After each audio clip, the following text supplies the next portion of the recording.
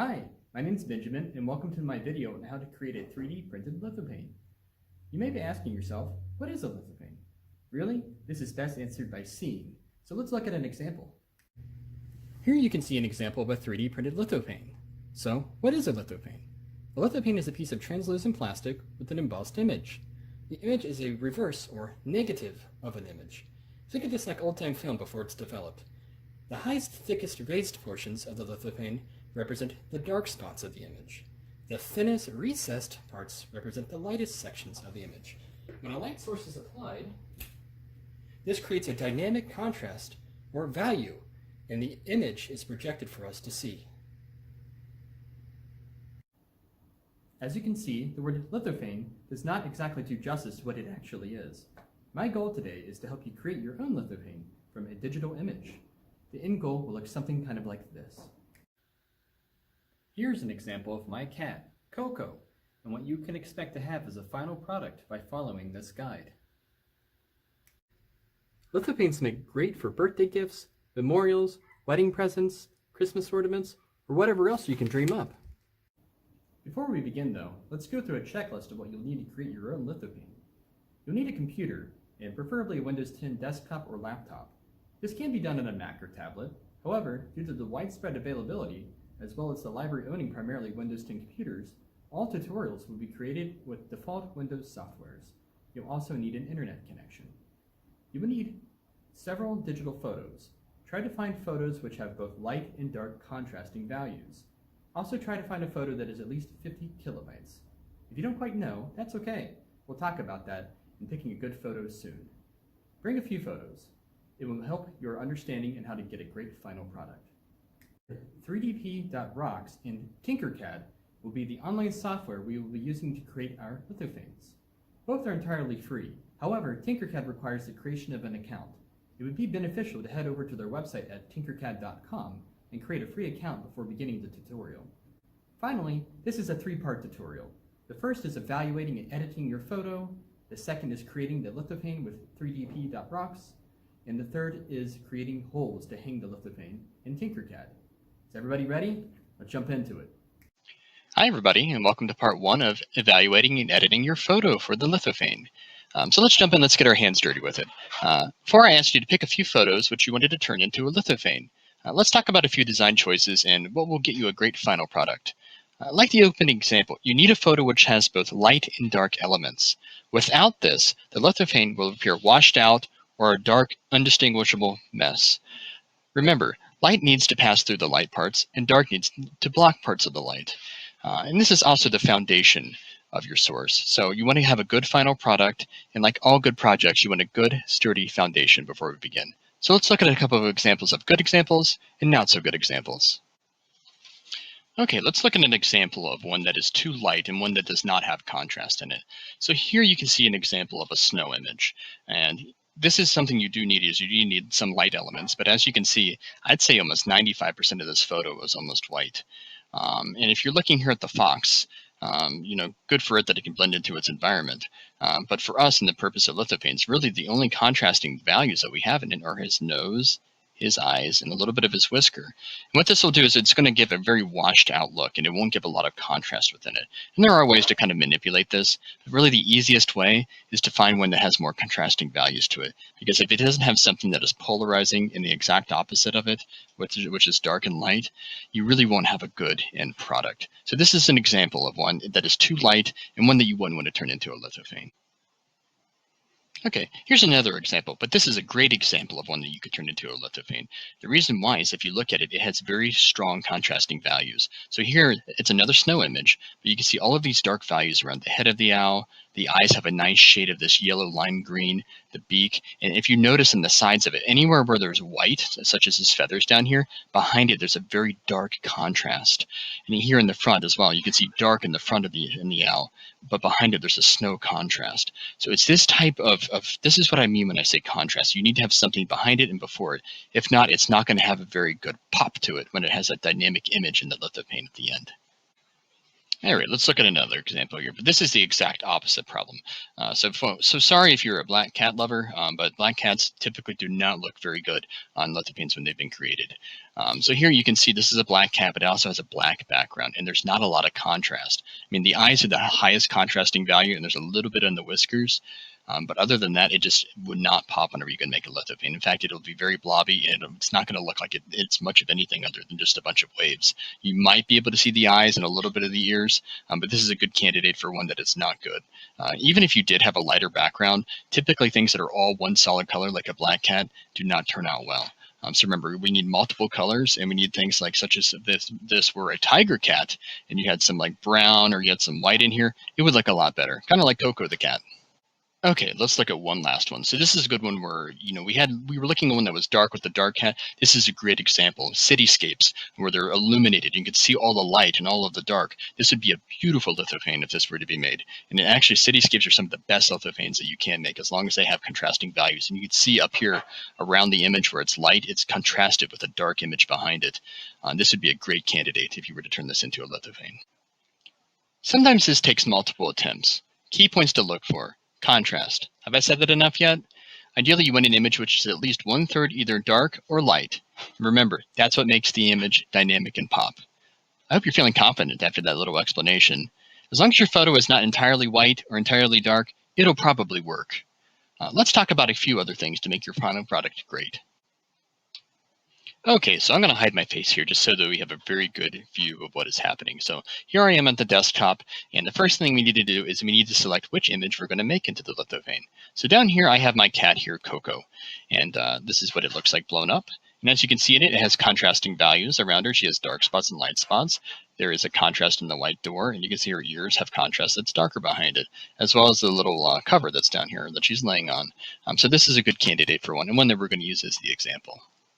So looking back on this, what we need to do now is we need to make sure that our file size is at least 50 kilobytes, and that's not a set in stone rule. It's just one that I found really helps. So what you're going to do is you're going to hit right click and go to properties. It's the very bottom option, and left click properties.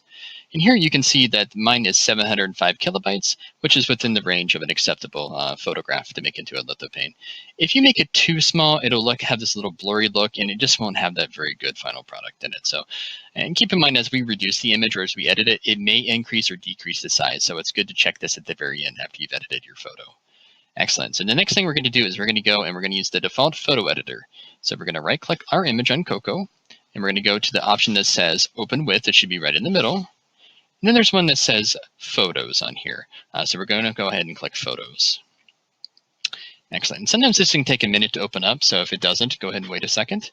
If you didn't also see that as an option, if you come back here and you go to the same thing where it says open with, if Photos is not on here, hit choose another app, and it should be on there as long as it's a Windows product. It should be underneath Photos. Excellent. So then that we're back in here, what we're going to do next is we're going to hit this button that says Edit and Create in the top right, and we're going to press the button that says Edit after that. And we're going to wait for that to load. Excellent. All right, so this is how you can crop it right here. So this is, if you have something in your photo, you're like, I don't want that in there. You can actually grab this and you can pull it down or up, or this is also how you can grab it. So you just grab it in the corner of your left mouse button and you move it any way that you want it. So if you only wanted Coco's head, you could pull it in like that. Or if you wanted more of it, you can zoom it out by grabbing the edge and moving it back and forth. But for these lithophanes to turn out well, what I recommend you do is actually come down here and press square. What I found in the past is if you don't square off your image, there's a good chance that it will not come out well. Whenever you turn it into a lithophane, it has a tendency to become this mirrored effect on it. And it kind of like a clown mirror. It'll stretch the image. But I found if you keep it squared, it really helps with not distorting your image. Your other options down here are rotate and flip. So if your image is upside down or sideways and you wanted to change it, you could press the rotate button on the on the right side.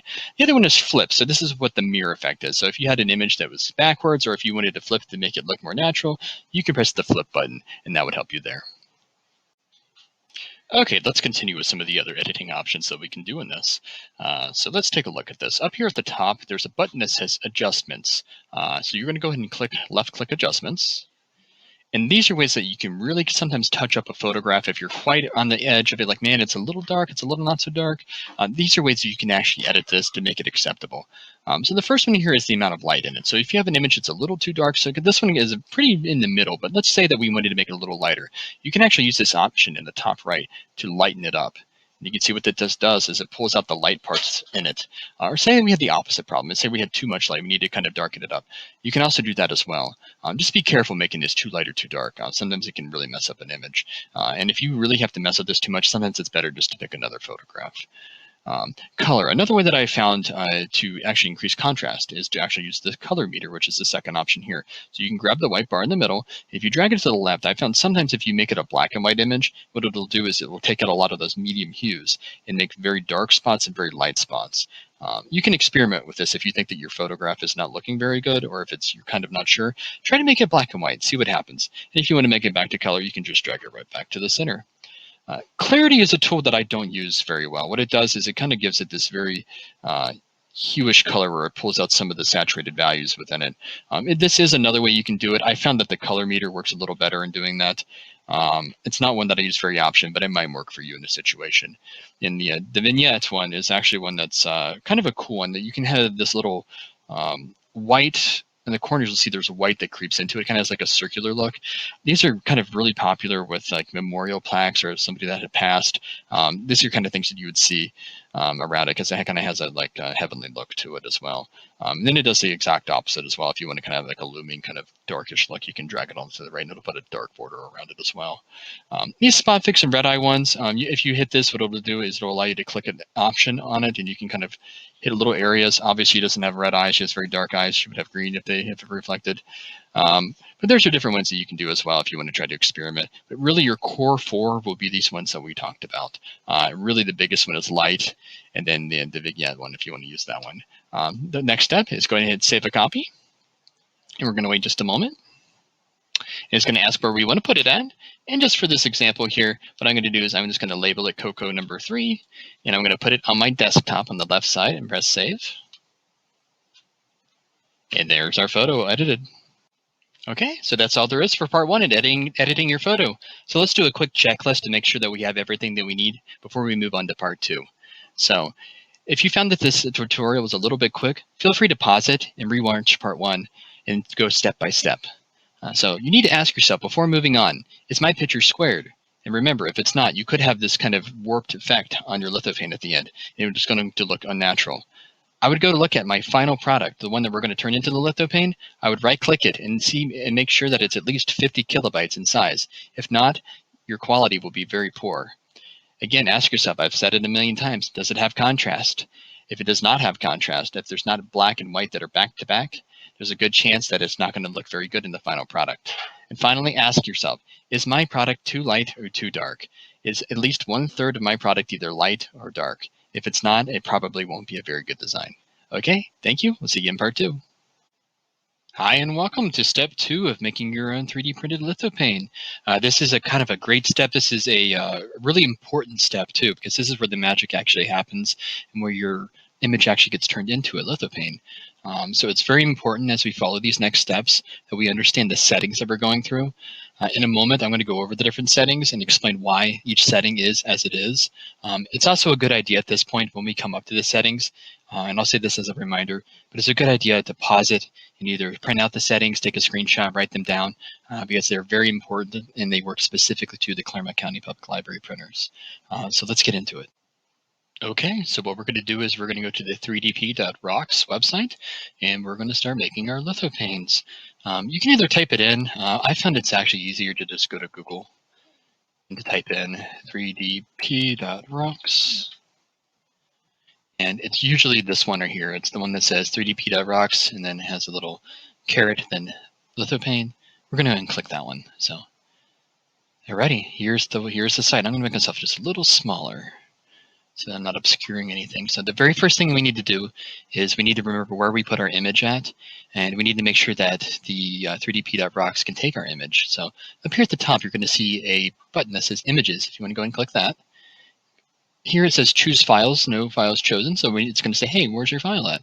Let's go ahead and click this. And what we did before is we put it on the desktop, and we named it Coco 3. So I'm going to click desktop here, and here's Coco 3. So I'm going to go and press open. And this is a good sign because it means that it took our lithophane. Excellent, it looks like it's in there, but we're not done yet. The next part is the most important part of the video. So this is the part where you really want to slow down and pause it as you go through, because we need to make sure our settings are going to work, and they're going to work for our lithophane when it's created here at the library. Okay, so this is the next step, and this, like as I said, is the most important step. There's two steps to it actually, but if here at the top where it says settings, if you want to go ahead and click the little down arrow here, and then the first one we're going to click the one that says model settings, and we're going to click that. What I found, most of these are going to default to the correct ones, but I've already set some of these up, but I just want to make sure that everybody has the right ones in the way that they should be, to kind of make sure that this comes out well. So the first one says maximum size, and at the Claremont County Public Library, we allow users of the library to print for a maximum of 6 hours at a time. And what I've found is that the best bang for buck that gets you the biggest lithophane with the most clear image is actually if you set your maximum size in millimeters to 100. And this is going to be about 4 inches or so tall, and it's really going to be a decent size for what we're going for. Thickness, so this is going to be the thickest variable within our lithophane. And the point of this is we need to make sure that this is somewhat barely translucent, enough for just a very minimal amount of light to pass through. But we need to make sure that it's thick enough to where it doesn't let any light through. So that value for our printers is 2.5 millimeters. So if you want to go ahead and put 2.5 millimeters in there, I found that that's the best value to put for that, the best metric for that. The border is kind of an oddity that I've found just through making mistakes and making too many of these, making them wrong sometimes and learning from my experience, is that if you put a border, it's going to put a 3 millimeter border around it. And what this will do is, as the print is made and it goes from the bottom to the top on the 3D printer, because that's how 3D printing happens, it starts at the base plate and it slowly builds up layers and layers and layers till it finishes at the very top. If you have a 3 here, what that will do is it will give it a nice strong base to build on. And say that you had like a snow image or one where it was very light on the bottom, you have to remember that our thinnest layer, which is the value underneath this, is 0.6 millimeter, which is very thin. And what that will do is, if it's a very thin base, it'll create waves and it will make it sometimes fail and will actually get knocked over. So what 3 is think of it as like a good solid foundation for your piece. And as it builds up, it'll have that nice solid foundation, and it's less likely to result in a failure. And it actually, I think, looks kind of good at the same time. Coming back down here again, thinnest layer in millimeters. Here at the library, we use something called, it's a standard 0.4 millimeter nozzle, which means that the output is 0.4 millimeters. Kind of in layman's terms, what that means is that when the 3D printer is printing, it prints out per line 0.4 millimeter. So we can't have it too thin because we don't want it to break, and we don't want it to be so thin you could just snap it with your fingers. So we set that to 0.6, which is just a little bit higher, and most of your lithophane will not be at 0.6. This is going to be the absolute whitest parts of it are going to be at 0.6.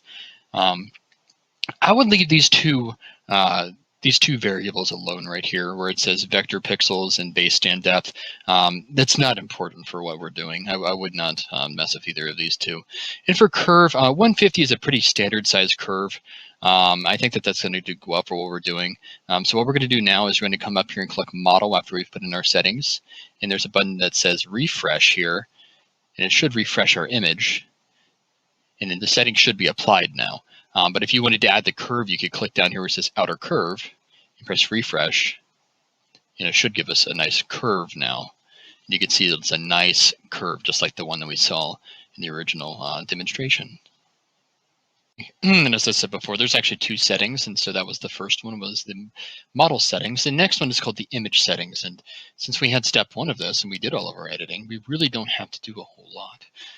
So here, there's the one that says positive image. And I know this is kind of confusing because I've been referring to this as negatives with light passing through it. But we actually need to have this value set to positive here. This is what's asking how we want the light to go through. So we want it to go positive light. So that needs to go there. We already went through the editing process of mirroring and flipping images and all of those types of things. That's one reason why we had step 1, so we can skip all of these. Where it says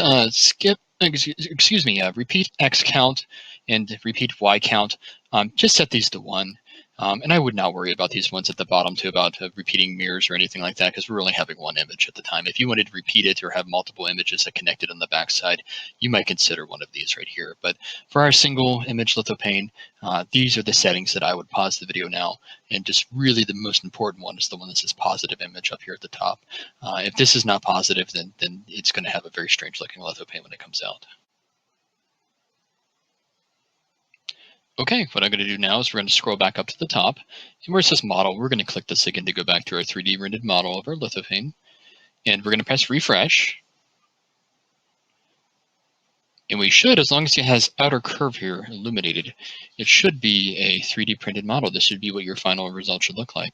So if you want to go ahead and hold down the right mouse button and drag down a little bit, you can kind of move around on the build plate here.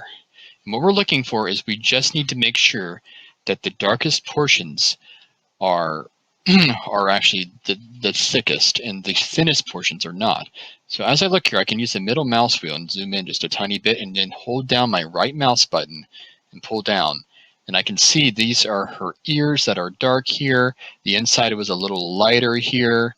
She has little marks around here, makes the M the typical tabby M here that you see on tabby cat heads. You can see this is kind of a dark little mascara look for the cat eye. And if we come back here and we look at our cat, you can see that that is true. You can still see the darker M. The inside of her ears are lighter.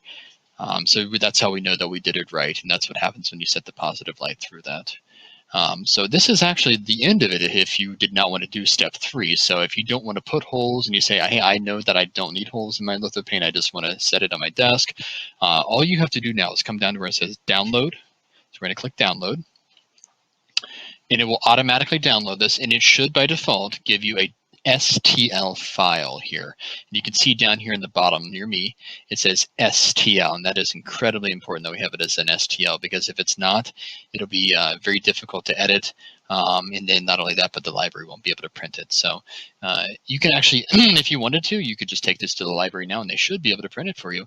But if you want to take it one step further, and if you're ambitious and you want to make some hanging holes to put it on like a Christmas tree or as an ornament, stick around and for part 3 and I'll show you how to do it. And just like before, we have a little checklist just to make sure that we hit all of the things that we need to do. So first is my file an STL? It should do that by default. If you wanted to check it, you can click the little arrow here, show in folder. If you come up and here's your file right here, the one that's highlighted, it should say 3D object here. If you right click, hit properties, you can see here it says 3D object.stl. So we knew that we did it right. So you can follow those steps if you're unsure. That's how you know that it's an STL. Coming back, just like we did before, go around the plate, make sure that the dark pieces are the most further out and that the recessed pieces are the lightest. And if you need to, look at your original image and kind of match them up the best that you can. And then lastly, make sure that it has a border on it. As you can see, this has a slight little border on it. You can see the little lip that's at the top. If it doesn't, it could jeopardize the structural integrity of the print when it's being printed.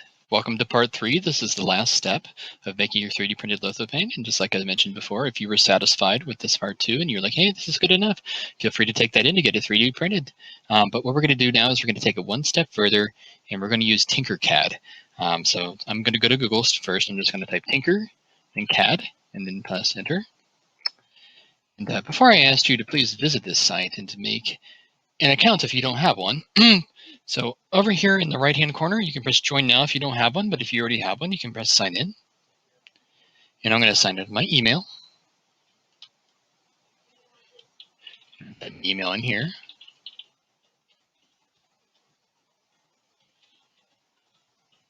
Press sign in. Excellent. So what we're going to do here is at the top, it says create new design. So I'm going to go ahead and click this. And if this is your first time, it might ask you to take a tutorial. You can either take the tutorial and come back to this, or you can close it out and you can still follow along with me. Excellent. The next thing we need to do is on the right-hand side, there's an option that says import 3D files. So I'm going to click import. And it's saying, hey, where's your 3D file at? So I'm going to press choose a file. And we actually put this in the downloads because I didn't pull it out yet. And you can see there is our 3D object that we did, and you can see that it just happened a couple minutes ago, so that's how we know which one it is. Go ahead and press open. And this is an error that you will get sometimes, and I did this on purpose to show, is that 3D prints are actually made up of little triangles right here, and that's actually what it is. It's little rendered triangles. Sometimes if your image is too complex, you'll actually get this type of error. And what you have to do, unfortunately, is you have to go through the first step of editing it again, and you'll have to go through step 1 and step 2, and you'll have to shrink your image down just a little bit because it's just a little bit too big. So this is kind of unfortunate, but I wanted to just let people know sometimes when you have too complex of an image or too much contrast, actually, you can actually get an error message like this. So I'll be right back. I'm going to go and edit some of mine down, and I'll be back to resume. Okay. So what I ended up doing was I went through and I took the original squared Cocoa, and what I did is I just took a little bit off the sides using the crop feature. So this here is our new one here. I just took a little bit off the sides, and I went through and I did that same process that I did again in the second step with the 3DP rocks, and I had it exported again. So let's go ahead and see if this one will work this time. So I'm going to come back. I'm going to go to TinkerCAD. I'm going to choose my file, and we're going to put it on the desktop, and let's see if it'll take it. And it did. Excellent. So I don't normally mess with any of these values here. I leave them alone. If you do, it can sometimes warp your image and not give you a good final product. So I'm going to go ahead and press import. And this part can actually take several minutes. And sometimes this can take up to 2 minutes or so. So I'm going to pause it and I'll be right back. I'm back. That actually took about 3 minutes or so for that to actually render. So the next step is to actually put holes in it. But before we talk about that, I do want to reiterate in the previous steps, we did square our image. And since I cut some of the edges off of it, whenever this has the curve, it will slowly, slightly warp her. So it's going to make her look like she's a little thicker than she is, a little wider than she is. But for the purposes that I wanted to keep her paws intact. The other alternative we could do is we could have kept it squared. We could have zoomed in on her face some more. But I just didn't like that stylistically. So I'm okay with it warping just a tiny bit. So she'll probably be about 5 to 10% actually wider than she is. But that's one way you can do it. Other ways you can do is you can go back and play with those editing tools and make it grayscale. Sometimes that's enough to lower the pixels a little bit. And then the other way is that you can do it is you can try to edit it by zooming in as well. But we're okay with this. So what we're going to do is over here on the right-hand side, there's one that says cylinder. We're going to left-click and we're going to drag that onto the build plate. And it's being a little slow. Excellent. There we go.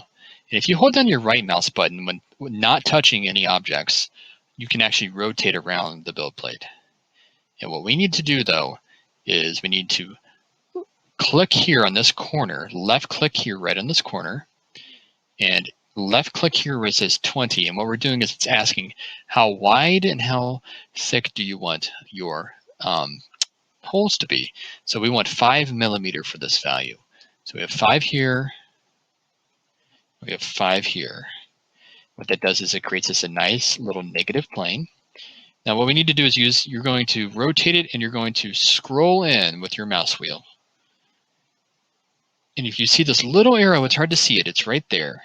If you left click that, it should give you the option to type in a value here. And we need to turn this 90 degrees so that it actually can make a hole. So type 90 and press enter. And then this next little arrow right here, do you see this one that looks like a little cone? What you're going to do is you're going to left click that. And you're going to hold it and you're going to drag it up. Now I'm going to use my middle mouse wheel to kind of zoom out so I can see what I'm doing. And I'm going to use my right mouse button to rotate. And again, I'm looking for that little cone, which is right there. When it's red, it means you can grab it. And I'm going to drag it up. Excellent. So what I'm going to do now is I'm going to kind of reposition myself to see where I'm at. And I can see I'm a little far off, so I need to move it forward. I'm just going to kind of move it into place. Because it's a little high there, I'm going to try to make it a little more symmetrical. There we go. That looks good right about there. So that's one hole. And what I want to do is I want to put 2 holes. So if you left click here on the hole, if you press just like Windows commands, if you press Control C to copy, and Control V to paste, what that will do is it will create 2 images. If you use your mouse wheel to zoom in, 2 exact images. So what I'm going to do is I'm going to click one, and with my arrow keys on my keyboard, I'm going to press the left button to move it laterally across the object to it's about equal. Here you can see that there's 2 potential holes, and looking on the back, you can see that goes all the way through. So the next step you need to do is you need to press Control and A, which means select all. And then the next thing you need to do is if you come up here, there's a button that looks like a kind of like a square with a circle on it, and that's called grouping, and they also call it welding as well. So it makes it all one object. So if we go ahead and press group here, and this can again take a little while to work. And this is it's a little computational heavy, but it is a cloud-based server, so most of it's not happening on your computer. It's happening off at a server. And again, this could take several minutes, so I'll be right back. Okay, welcome back. We have one more thing that we need to do here, and this is very critical. Up here in the top right, you can see this button that says Export, which is a way that you can download your 3D print. If you click Export, it's going to give you different options, and this is very critical. We need this one that says .stl. If you click this here, it will begin to download your object as a stereolithograph file, and that's what we use actually at the library to 3D print and actually make sure that we can 3D print your object. So make sure you press this one, make sure you don't press any of these other ones. We need it as an STL file. And after that, it should show up in your download directory. And from there, you can copy it and you can put it onto a flash drive. Or if you want, you can actually log in with your TinkerCAD account since it's CAD-based at the library. And from there, we can actually put it on a flash drive for you and have it printed as well. And just like we did with all the other steps, we're going to do a little checklist, just make sure that we have everything that we needed. The first is make sure that you did download it as an STL. That's very critical. You can do that by right-clicking the object and going to Properties. And then if you look at the top, it should say 3D Object, then the type, and it should be an STL file. The second one is, did you get your 2 holes in there? If you didn't, then that means that the process was not done correctly, or maybe you just didn't want the holes in there as well. And some people just do a center hole in the center as well. But I hope you've enjoyed this tutorial on how to make a 3D printed lithophane. Remember that 3D printing is as much of an art as it is a science, and it takes a lot of time and patience to learn how to do 3D printing well. It's my hope that by following these directions, even if you don't have a perfect understanding, that you'll be able to create a lithophane. Today, you learned how to evaluate a photo for contrast, edited the photo, learned about the photo settings and how to create a lithophane, created a lithophane, and if you were feeling ambitious, use TinkerCAD to make holes for hanging. So give yourself a hand. That's a big accomplishment on making yourself your own 3D printed creation.